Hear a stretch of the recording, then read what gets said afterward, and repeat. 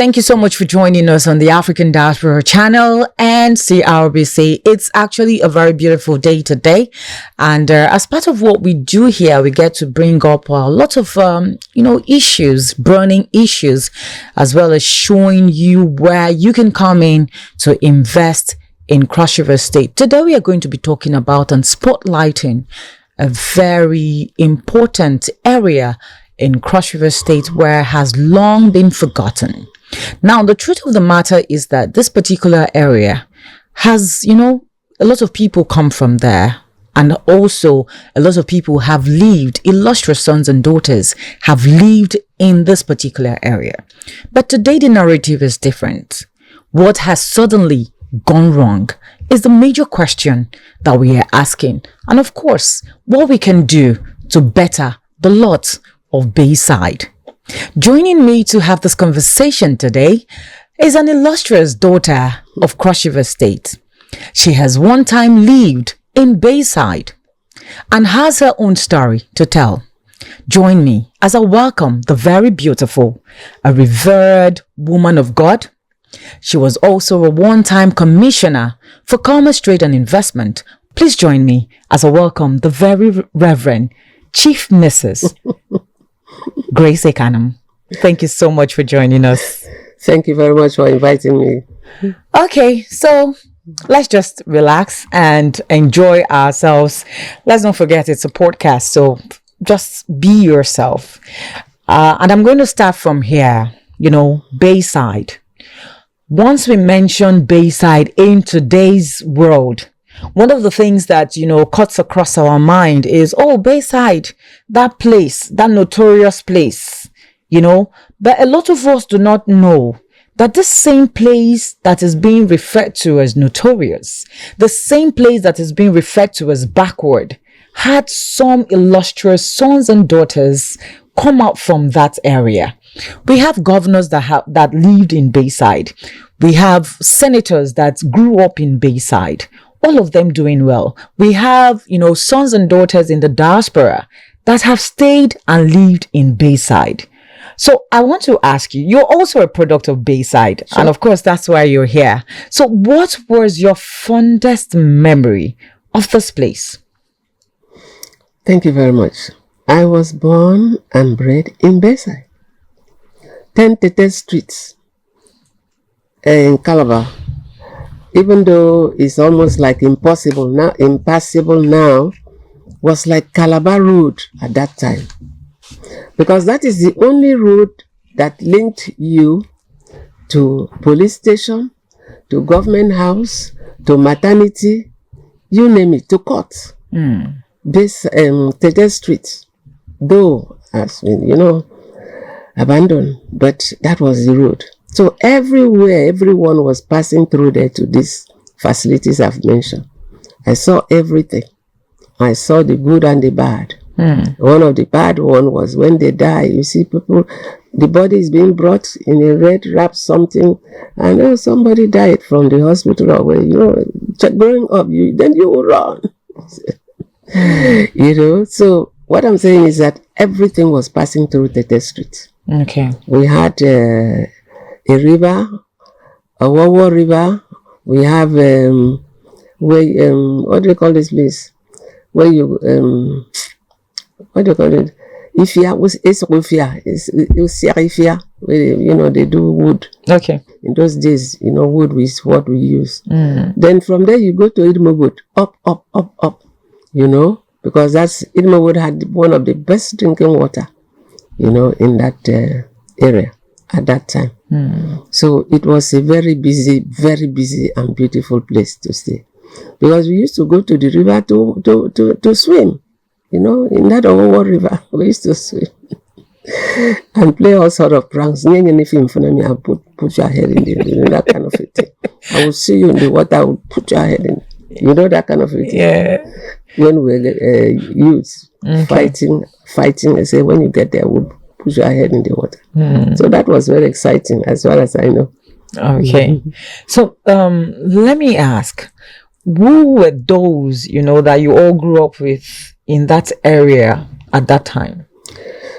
Some of them. And what are they doing? Some of them, okay, some of them we've lost them. Some of them are still alive. Some of them we lost quite a lot, and some are in the diaspora, that sort of a thing. So, okay, but we have come back.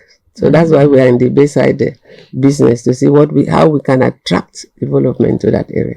Okay, I also know that the former governor of Cross River State, Mr. Donald Duke, also stayed in Bayside. Yes. I also know that the present governor of Cross River State, distinguished Senator Prince BAYSIDE also stayed in Bayside. That's right. I know that the Chief of Staff, Honorable Emmanuel Ayomba, Bayside also stayed in Bayside. And then, of course, Senator Princess Florence Itagiwa is also a Bayside, a product of Bayside. That's right. So we see that, this particular Bayside has brought about a lot of illustrious people. How did all of this, happen for them? Well, they were, the present people, when you say Bayside, it seems as if there were violent people, this and that. No, these are the products of Bayside, and they grew from Bayside and became what they are now. So I disagree that Bayside should be notorious with people who are notorious. No, if you people want to be notorious, yes, but those doesn't mean that living in Bayside will make you to be a notorious person. When we put side by side this caliber of people, this product of people, when we put them side by side with what we have in present day Bayside, there's no room for comparison. No, because the present day Bayside, would want to be in the position they are. Most of them do not want to go to school. They don't want to be disciplined. They just want to do what they like to do. No, but that's not how it should be. We all grew up there. We went to school. They had discipline and all that. You see? So it's not, it's their choice. Life is a matter of choice.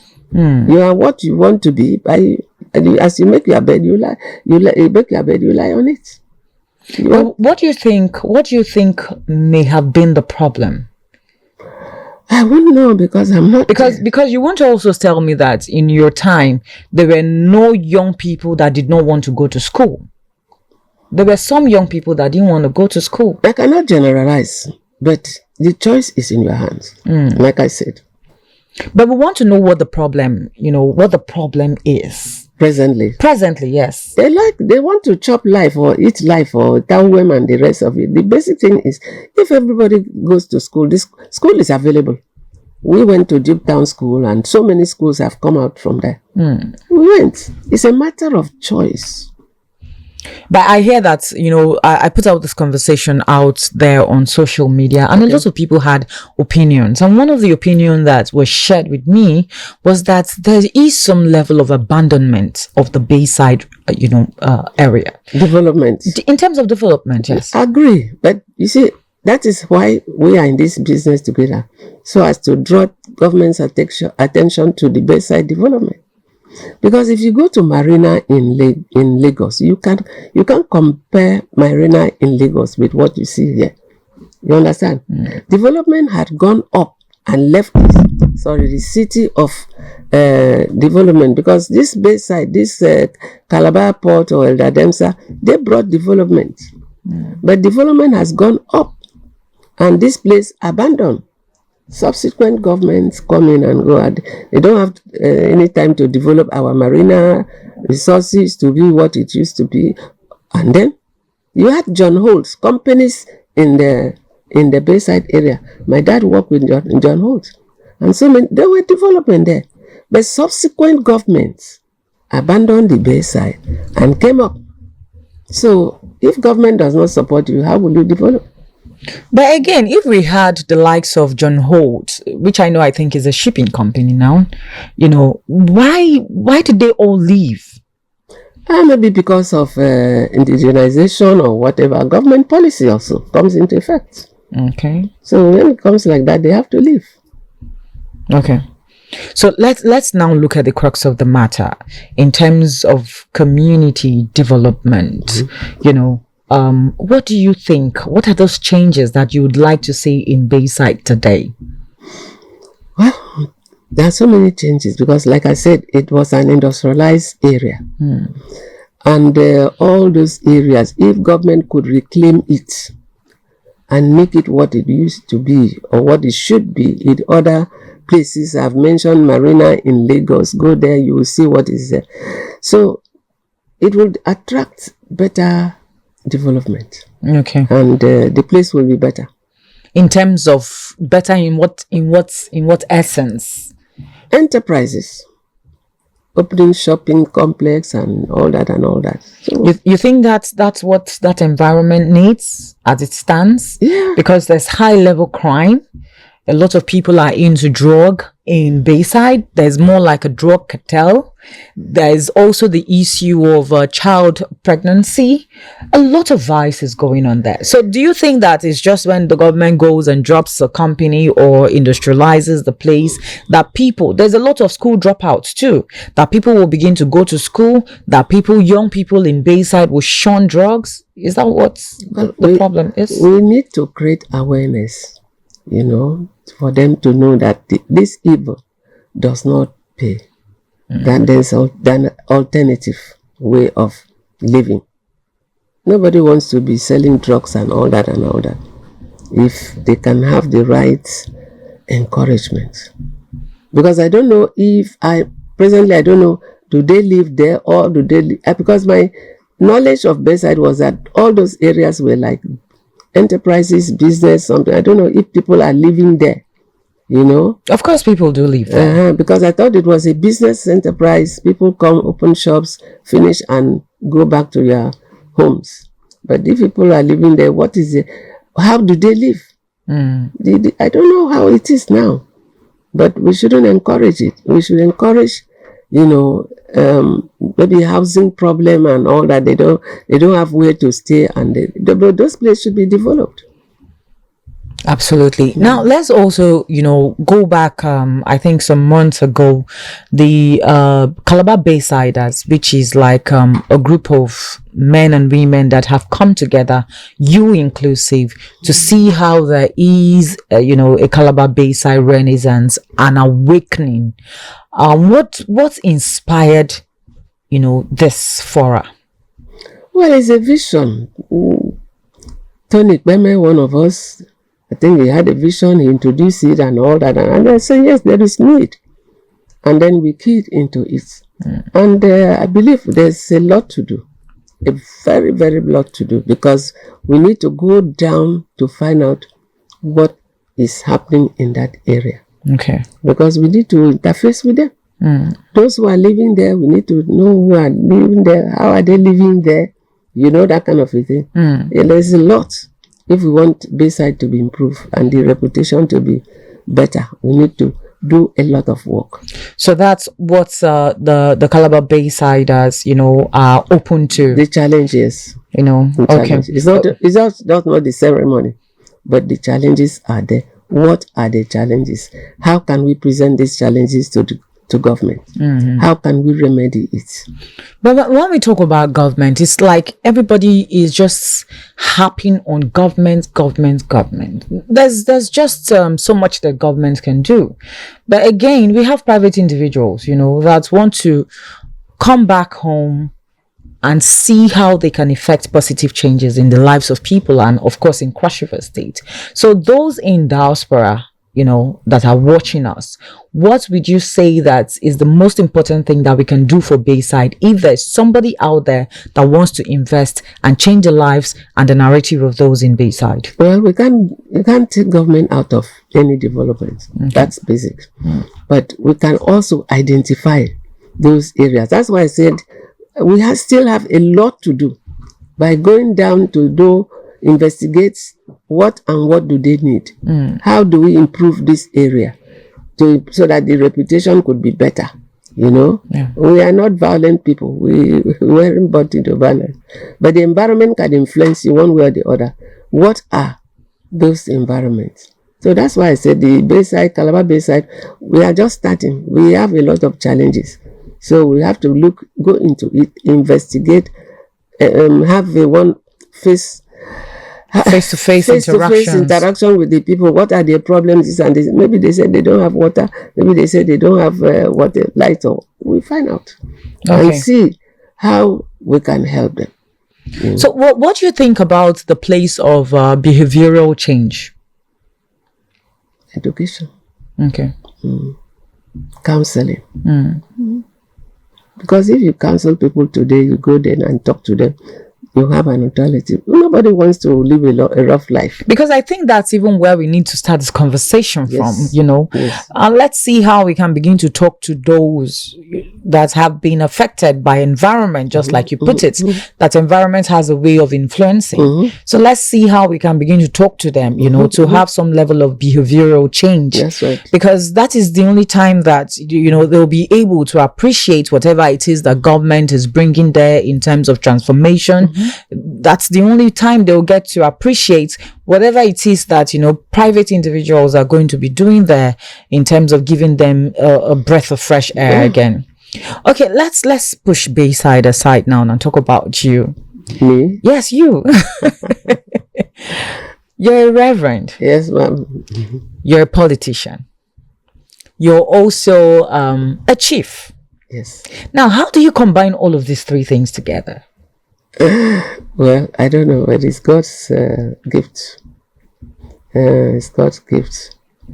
When your people decide to honor you with chieftaincy title, will you say no? Oh, you say yes. Abang of Calabar honored me with Adaida. Okay. The Akbabuyo chiefs, the whole traditional council honored me with a chieftaincy. My own Etomifium family honored me with a chieftaincy. So how do I say? Do I say? Oh, no? Wow. That means you're chief in different places. Yes. Oh, fantastic. 3 in different places. 3 different places. Because because they have seen the way I've been working. And I've been in government. I've been in the public offices. Space, yeah. So, and they think they should honor me for my contribution to development. So I can't say no. Obviously. But I'm not called it. When I was licensed and ordained as a minister of the Presbyterian Church of Nigeria, I dropped the 3 chieftaincy titles. I'm not Reverend Chief. I said I will just take Reverend. That's the one I need. Okay, so you don't want a chief inside of it? No, Reverend Grace Ekanem is enough. Okay. I don't take Reverend Chief. Reverend Chief Ekanem is enough. Reverend Grace Ekanem is enough. Grace Ekanem is enough, yes. That is fine. So but why did you drop the chief though? I don't know. I don't need. Did you drop the chief as in title, or you dropped everything that had to do with the chieftaincy? I dropped it as a title. Oh, okay. But if they call me, like in the Bounce Palace, they call advice, I go. Okay. Akbabuyo, they call I go. And my family, it's my family, I go and give them advice or suggestion or whatever. But as a title, I don't want it. I am Reverend. That is the highest title, and I appreciate that one.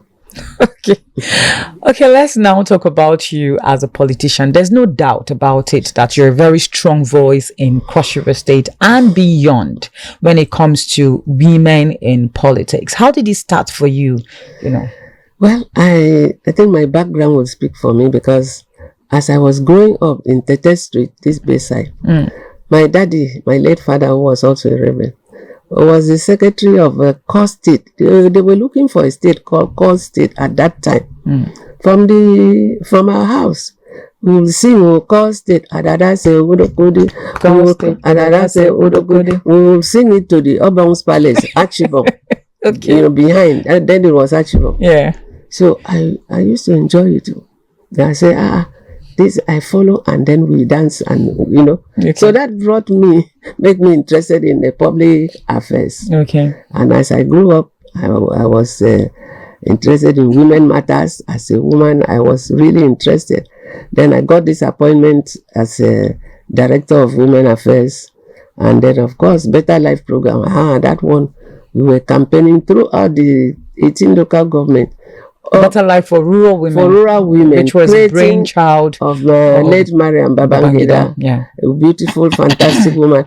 So we went throughout the 18 local government, every nook and cranny. to create awareness that women don't sit down and fold your arms. You didn't go to school in time. There is what they call adult education. Agriculture is a program we brought to women. They should farm. Then we brought health issues that they can also go to hospitals and take care of themselves. We brought also cooperative society. They can form themselves into a cooperative and then, get things done together. So these are the programs that we were able to sell through the Better Life program for rural women. We created awareness. And that's why you see women are so strong. Because politically, of course, we told them you cannot just be sitting there and every time, yes. You too. If you are educated, you will be on the decision making. So that's why we said education is very important. Adult education is very important. So we encourage women to develop themselves. Yes, because God created two hands. And how can we use just one hand and leave the other hand? So it must be men and women working together for development. But there's highly competition right now. It's healthy, yes. If it's yes, it's I'm not saying healthy. I'm saying there's high competition. That's how it should be now. You cannot sit, if you don't compete, how will you win? You must go to school, challenge yourself. And that's why it comes down to equity. If a woman is educated, give it to her. You understand? I'm not talking about equality. Nobody is equal, but I say equity. If a woman has what it takes, has gone to school, has this and this, of course, if the opportunity comes, give her. There's nothing like gender. Oh, wow. Yes. Okay. Gender, you have BAC. I have BAC. That's gender, BAC. Okay. You understand? Okay. So that means equal opportunity. You use what you have. But you don't sit in your house and say, they should give me appointment. I should be on the... No. Show what you have. If you have a good education, they will not forget. That's why we challenge ourselves. Women go to school. Okay. Now, you were one time Commissioner for Commerce, Trade and Investment. How was it for you, competing favorably well with your male counterparts? They respect your brain. They respect your brain. I remember, was it, what's this man? No. Ahmed. Yes, it was under Ahmed, administration for Ahmed. The Colonel Ahmed. That was where I was when I was appointed a commissioner. Oh, okay. UF Ahmed. But it was Liel that recommended me. He recommended me, okay. Yes. Okay. Liel and Geshom Basi, they recommended me as a commissioner. Okay. Yes. Okay. So I remember that now vividly. So it was... I was under a military administration. Yeah, sure. Okay. It was then, and now I remember very well. So it was what you have, because you give what you have. When you go to ESCO, Executive Council, you have to bring whatever you want to do in your ministry to the table. And then, the decision will be taken. I remember one time I was in the ESCO Council, and I didn't say anything. Then whoever made my governor said, we must hear from you. Chief, then I was Chief Mrs Ekanem, we must hear from you, must have a voice. And I had to make a contribution. So that is it. Okay. Now there's a burning concern here in terms of the kind of politicians, that you had in your era and the kind of female politicians that we have in this era. Now the concern is that who is going to be, or what type of people, or is there a person you think will be able to fill in the shoes that your kind, the kind of Senator Princess Florence Itagiwa, and of course Ambassador Nkoyotoyo. These are politicians, that female politicians that are daring. They were out in the field to contest their elections, and they won elections at different capacities. But with the crop of female politicians that we have today, do you think that we can have any of them, filling the kind of shoes that you women are leaving behind? I don't want to forget our Margaret Epo, Okay. the foremost politician. Exactly. I worked closely with her, and we were able to understudy her. I know when she was going or dying, I said, don't go back. You must continue the women matter. She died at the age of 87. Okay. So true. So, but it is something that you have to be serious about. You were talking about my ministry, like when we had EPZ, when we have EPZ coming up, when we have what's this next one, Tinapa and the rest of it, before Tinapa, we saw it as a challenge that we must get this EPZ, must work. They wanted to take it to somewhere, say, no. Calabar is the first place. And then we worked and ensured that Calabar was the first export processing zone. So, yeah. Before Lagos became. So those are the dynamic spirit that we have. When we say no, we must say no for good reason. And Calabar EPZ stood first export processing zone is on ground, started from here. So that's the spirit that we must achieve, whatever it is, for the good of the people. So that's how it should be. He's not commissioner for just dressing and no. He must achieve something for the people. So that is the spirit of it. Yeah. No, I don't think you have answered my question. Okay. Now, with the kind of female politicians that we have, I see like some level of laid backness.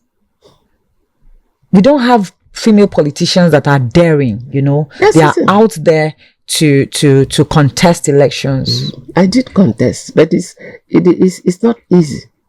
I contested election for the House of Reps, and then I spent about 13 million in that process. Then, for the House of Reps, the people said, "Yes, ma, we see you, we know you, you are good, but you don't have cash." That kind of thing. After spending 13 million, then how many years ago? 1993 or something.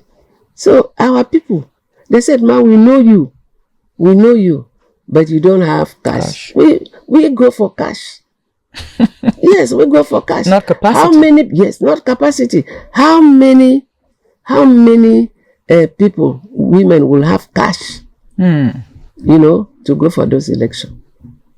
I did. I tried for House of Reps, and my opponent was stronger than me. So, but I tried. Your opponent was stronger than you in terms of cash, or he had more capacity than you did? I don't want to go into it, but let's know that he was stronger than me. I didn't have cash. But if it comes to performance, I would have had it. Okay. Okay. So we'll take it that your opponent was stronger than you in terms of cash, of course, and not in terms of capacity. No. But the people want cash. They want cash. Is that the kind of politics we should play? No, I disagree. If you find a person that is good enough, you've tried the person in so many areas, like in my public office, I've been with this and that, and then why not say she doesn't have the money, but let her go? You understand? She doesn't have the money, let her go, because she would perform.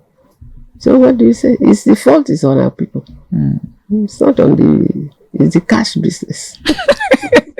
So as a female politician, it's not because, or as an upcoming female politician, it's not because we are laid back, but it is because we do not have that capacity in terms of what's in our pockets to give to the people. But that doesn't stop us to dare. You just have to dare, try. Let them see that you tried. Maybe one day there'll be a change of attitude. And now say, "Oh, Mbomo." Yeah. My own, they used to say, "Oh, a young man can't go, and the third answer, young man can't go." But in their heart of hearts, they didn't want Mato Kampo. Cash. They wanted cash. But Ma, are you giving them cash? Let's even talk about that. I don't. These days we have politicians that are giving Okboiwa, as empowerment. It's not the kind of cash but when you come for meetings, you give them transport and that kind of a thing. So it's not that big cash that they will need. You can't just give big cash when you don't have. But you use the money in making campaign. In that time, I think it was 1993, 13 million. That was plenty money. At that time, that's what I'm saying. 1993, that was real cash. It's real cash, man. But someone who had a greater cash. But so right now, if you were to, give an advice to women in politics, but before we even get to, giving advice, there's been the narrative and not narrative, let me not use the word narrative, but there's been the, issue of reserved seats for women when it comes to particular position. What's your take on that? I agree. That's why I said it earlier on, said yes. This is a special effort because if you look at the parliament, only 3 women. Senate, only 1 or 2. House of Assembly in Crossriver, just 1. So this exercise, government is very wise because with this now, women will be competing with themselves. At least we are sure. House of Assembly, you have, whether it's reserved for 3 women or 4 women will be there. And House of Reps and Senate, and that kind of a thing is a starting point. Then later on, when things improve, they will improve. They will get more seats. They will build confidence to say, I will go. You understand? But these reserved seats are standardized so that the parliament will not be empty of women. Some parliament that don't even have 1 woman. Exactly. So I think the government deliberately wants to make sure that women are there. It can improve later, but at least we can start. It's a good starting point. It's a good starting point. I congratulate government for the wisdom. Okay, fantastic. We are yet to know whether the bill will fly or it will not fly. It will fly. Okay. A House of Reps member will be happy if his sister or wife or daughter is a member of the house. Okay. It's not for... It affects them too. The sister, the wife, or who are women. Women are sisters, wife, and daughters.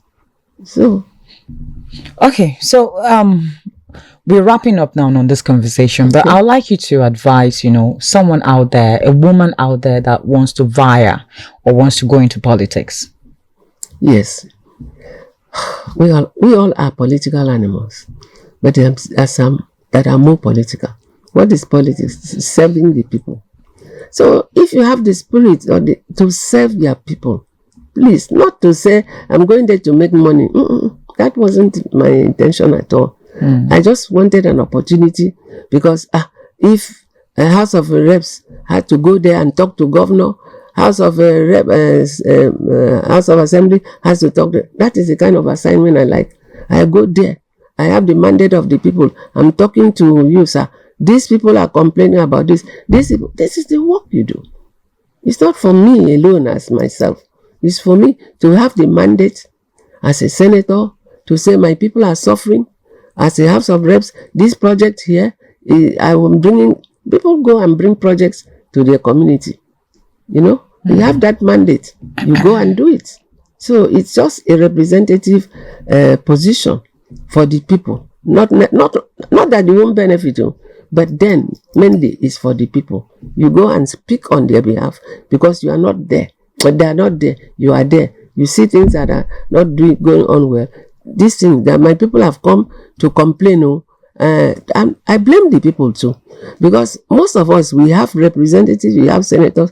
We don't carry our trouble to them. We should carry our trouble to them. A lot of them go, give me cash. Is it only cash?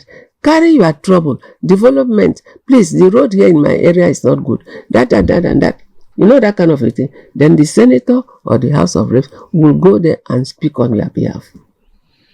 All right. Thank you so very much, Reverend Mrs. Ekanem. It was awesome speaking with you today. Thank you for letting us into, your political life, for letting us also know into your fondest memory about Bayside. And we do hope that government will be able to, put the spotlight on Bayside and how government can begin to create policies that will bring about developmental change in Bayside. It's been wonderful. My name is Janice Kobum. We'll see you again on African Diaspora Channel in collaboration with CRBC.